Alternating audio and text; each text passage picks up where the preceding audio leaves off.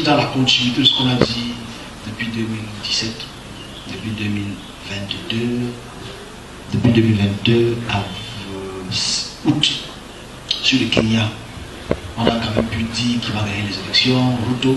On a pu dire aussi le fait que M. Ondinga va toujours apporter les problèmes dans le sens que ce qu'il a toujours fait depuis 2017, on a encore spécifié que le pays va être divisé en deux.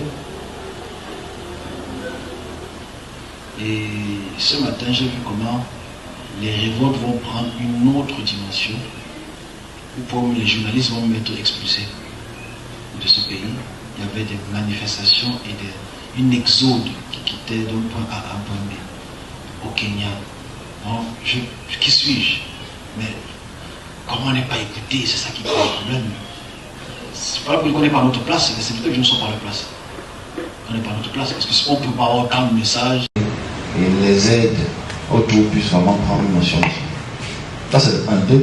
J'ai vu le Kenya être étalé auprès du monde. Il y aura les événements au Kenya qui vont, ça se répète, qui vont se manifester dans quelques temps, qui vont mettre le pays en avant. Ce sont les troubles dans le pays. Je ne sais pas quel type de trouble, mais ça me fait que...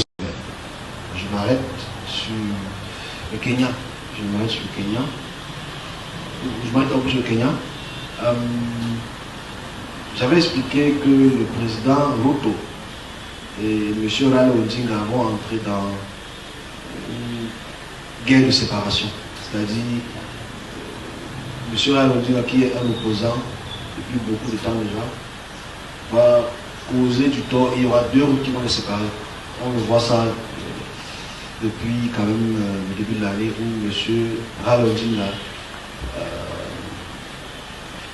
fait des révoltes, lève la foule pour que M. Ruto sorte du pouvoir, quitte le pouvoir. Ça, j'ai confirmé ça il y a quelque temps. Mais à partir de la date du 13, il y aura les événements au Kenya qui vont beaucoup apporter encore des troubles un peu plus. On espère que ça ira.